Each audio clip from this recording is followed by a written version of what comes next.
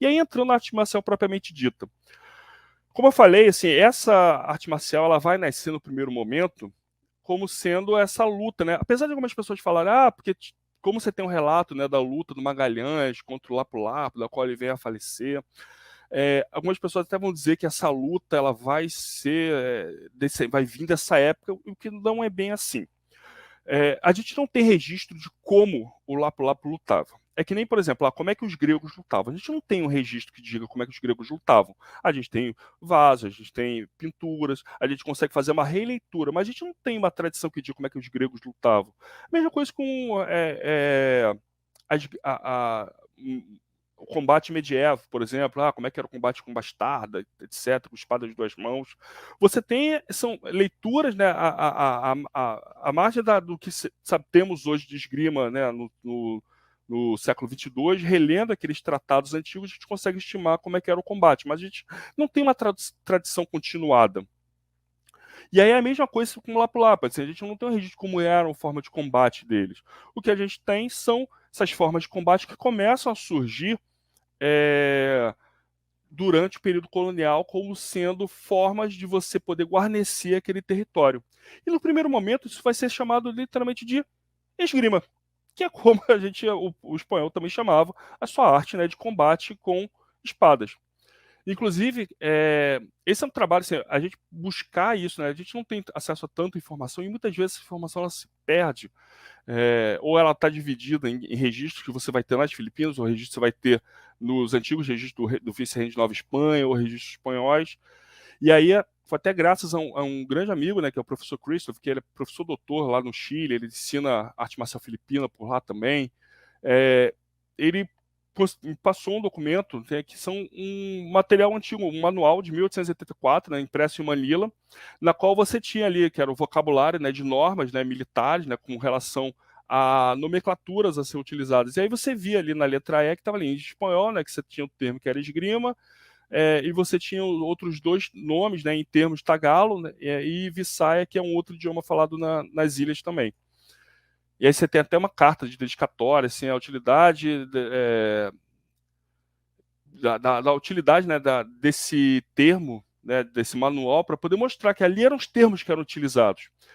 Então, assim, esgrima era um nome que era utilizado para poder se referir a essas artes marciais, por mais que nesse momento elas fossem distantes já do que era a esgrima espanhola. E aí é no século XIX que, como eu comentei do Katipunan, que você vai ter essa questão do K, né, que é como um símbolo de reafirmação, né, daquela identidade, e se você já vai ter um distanciamento para aquela esgrima espanhola, que você passa a ter a esgrima, né, espanhola, que vai se tornar a escrima filipina, que é um termo que a gente utiliza até hoje, né, um dos termos que a gente utiliza até hoje, que é a escrima. Então, a origem, né, do nome esgrima vai ser aí, é a esgrima realmente, que era a forma como eles identificavam, só que com o G trocado pela letra K, exatamente por causa dessa questão de uma reafirmação e tipo mostrar que aquilo ali só já mudou, já não é mais aquela esgrima que o espanhol praticava lá na Europa. Ali era uma outra coisa. Outro nome que também é comum de ser utilizado é arniz, que também durante um bom tempo foi se considerado que você tinha registro, né, que mostravam o arniz como sendo termos, né, que eram utilizados para poder se referir a armas cenográficas que eram utilizadas durante a execução de peças, né, durante o período colonial filipino. Até porque você não tinha uma relação entre falar arniz e do espanhol, porque do espanhol você tinha um termo arcaico, também um termo já até quase em desuso, que também se referia mais à armadura, que não tinha muito a ver com a arma em si. E aí também foi graças até à ajuda do professor Christoph, que ele encontrou, com a pesquisa também de um outro professor da Espanha, registros antigos que mostravam que no espanhol arcaico era habitual também você ter esse termo que era o arnês doble, que era utilizado para quando você tinha uma espada sendo trabalhada em conjunto com uma outra arma, ou seja, era um termo arcaico para combate com duas armas.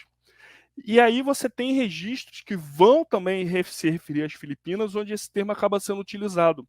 Então, do decorrer, né, do período colonial aí até o início do século XX, você vai tendo então, essa mudança, né, do arnês doble, que vai acabar se tornando o arniz de mano ou simplesmente arniz. Outro termo também que você vai ter para se referenciar a essa arte marcial é Kali, né, que vai vir de um termo já indonésio, que é o de Jakalili, que vai se referir também a algumas formas, né, de combate com bastante, formas de combate mesmo que você tinha ali no sul das Filipinas, e também algumas danças que eram realizadas antes do combate. Então, assim, o modo de combate, na verdade, ele acaba, tal como ele surge de maneira diversa, né? Ele vai surgir no decorrer do tempo nas Filipinas, ele acaba também que ele vai ter nomes diferentes que ele vai assumir no decorrer do tempo. Por isso que não é tão estranho que os praticantes de arte marcial filipina simplesmente se refiram, né? Ou simplesmente por um desses três termos, que são os mais utilizados, ou simplesmente como arte marcial filipina, ou FMA, né? Que é Filipino Martial Arts. Em 2009, né, teve um ato presidencial lá nas Filipinas que estipulou esses três termos, né, arnis, esgrima e kali, como sendo sinônimos dessa prática de arte marcial filipina, entre alguns outros nomes que são também utilizados em outras regiões. Durante então, o período colonial, essa arte marcial filipina ela vai surgir dentro das milícias, ou simplesmente, às vezes, com uma coisa mais familiar. Por causa dos membros do Katipunan, você começa a ter alguns ginásios que vão surgir ali também em Manila, exatamente para difundir essa prática. Com a chegada dos americanos, esse tipo de prática ela acaba sendo colocada proibida, né? Os americanos falam assim, não vamos, não vão fazer esse tipo de prática, assim, a gente não. E aí essa coisa volta novamente para dentro aí de comunidades mais fechadas, grupos mais fechados, núcleos familiares.